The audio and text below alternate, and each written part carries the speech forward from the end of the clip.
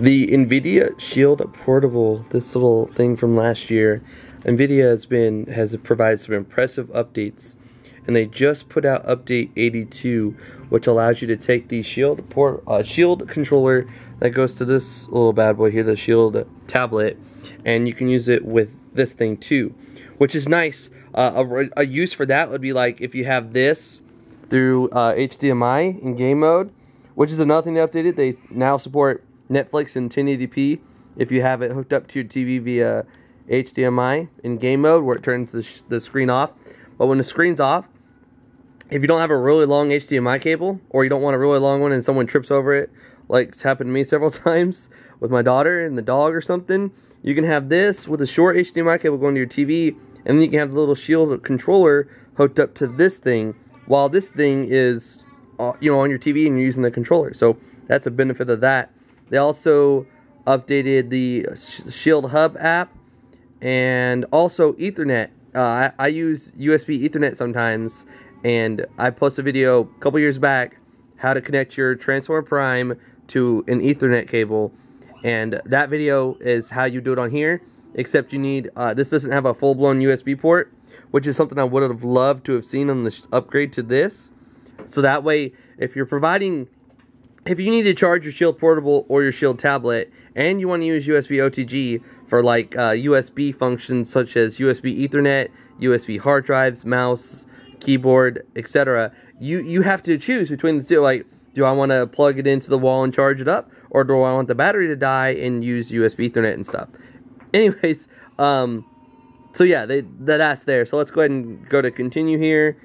Press the NVIDIA button once. Okay, press and hold for menu. So this is just like when you very first start it up, except this is definitely not the first time.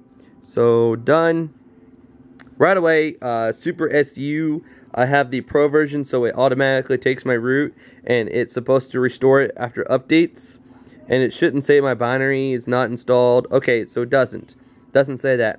In here I have this survival mode checked, where it keeps up, it'll try to keep root, which it did. And even if it didn't, NVIDIA's been very, very awesome, and the bootloader on this thing is unlocked.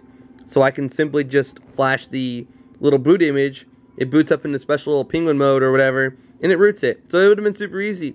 But I didn't even have to do that after applying the update. So,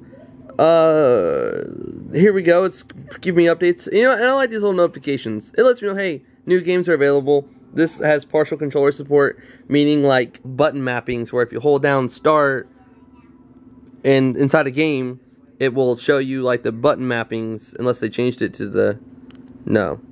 Okay, so like we'll launch a quick little game here. What do I have? This one's a good one, a good example here. We'll launch this up. We'll go ahead and just select a career, one of these, go. Okay, so as you can see, if I press the A button on the controller, I'm able to go, and I can brake. That's because if you hold start down, you have this little MUT mappings, and I personally did this where, so yeah, NVIDIA's been very, very awesome. My camera's about to die, unfortunately, but NVIDIA's been very, very, very, very awesome about updates. And I can show you what we're on right now.